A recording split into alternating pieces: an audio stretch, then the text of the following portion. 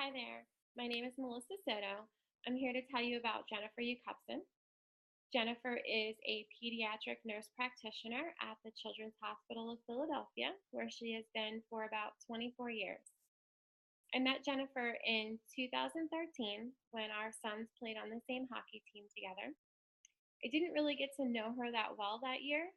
I'd be at games and she wouldn't. She'd be at games and I wouldn't. But we did end up going on a trip together as a team to Montreal, Canada. And it was during that trip that I became in awe of Jennifer. There was an incident the one evening. The boys were all in the pool, and the one kid who has a pre existing respiratory condition was held underwater a little too long. It was being held underwater and the temperature in the pool area that just exacerbated this and put him in respiratory distress.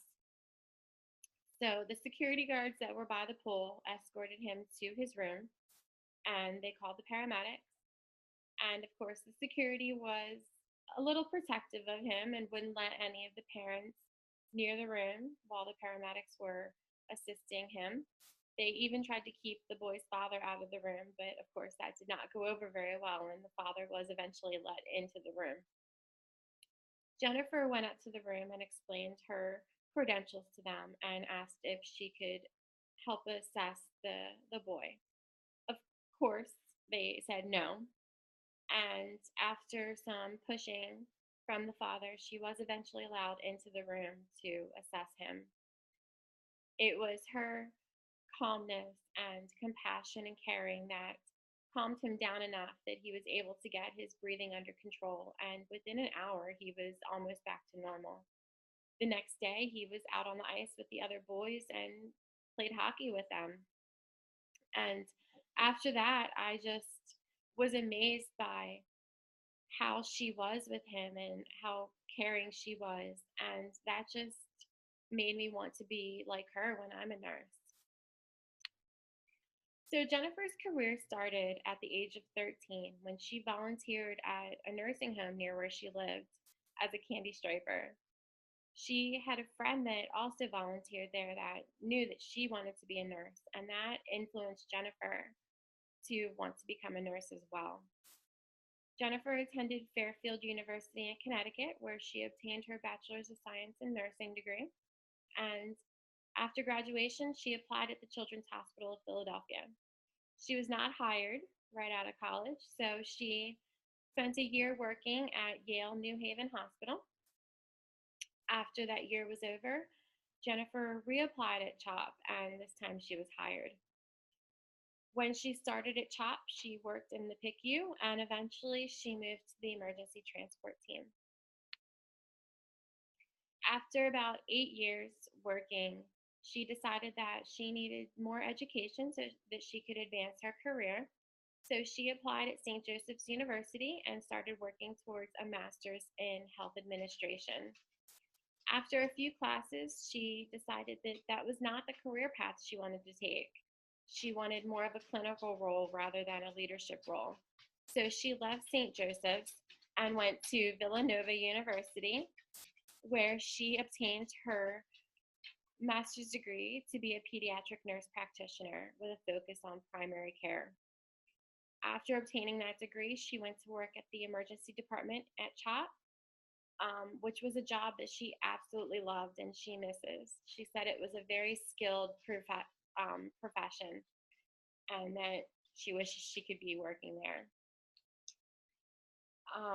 During her time at Villanova, she ended up having two babies of her own. So eventually the needs of her family changed and she needed to move into more of an outpatient ambulatory care role. But before she left the emergency department, she took the test to become certified as a nurse practitioner in acute care. So she is dual certified in acute and primary care in pediatrics. I asked Jennifer why, with all the areas of nursing, did she choose pediatrics? She said that while she was working with the older population as a volunteer, she was told by a head nurse that she wasn't very good at it and that she should pursue another option, such as pediatrics. So, after a semester at Yale, she found the end of her rainbow, which was pediatrics.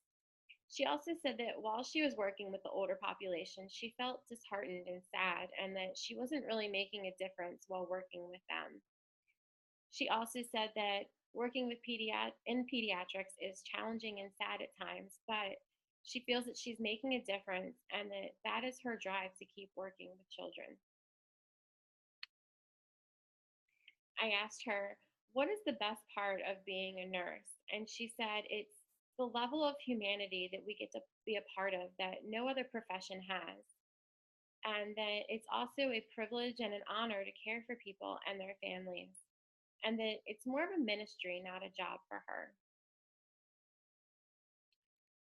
We discussed what, if any, factors have influenced her or hindered her when it comes to advancing in her career. And she said that there really haven't been any factors that have hindered her career. She did say that, if anything, um, things have helped her grow and learn more about cultural and religious sensitivity, and that has helped her give better care to her patients. The only barrier that she has had would be time. It's the giving quality care to the quantity of patients that need to be seen, and knowing that when someone needs more time than what is allotted, you need to give them that time and find ways to do it. I asked her if she has experienced any inequality in the workplace, and she said that while she does work mostly with women, there are some men, and that there really isn't inequality in the workplace. She does see, though, that men tend to go more towards a leadership role, whereas women tend to stay more in a clinical role when it comes to advancing their careers. She also said that when it does come to advancement in the career, it takes hard work and emotional intelligence to do so. We discussed mentors and who she has had as a mentor throughout her career.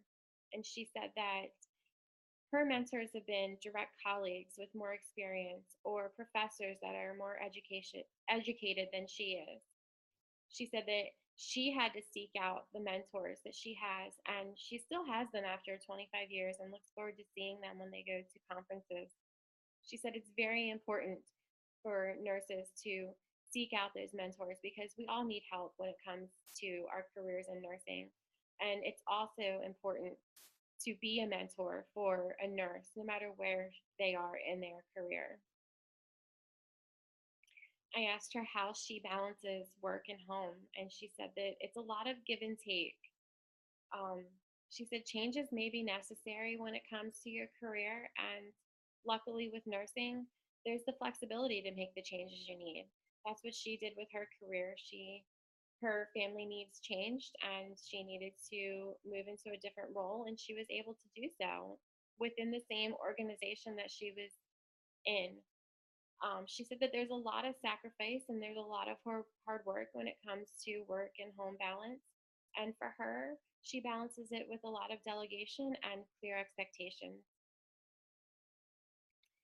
I asked her what characteristics she brings with her to her job, and she said that her superpowers are the ability to find joy in any situation, the unwavering patience that she has with her patients, and her ability to truly listen and hear what they are saying to her.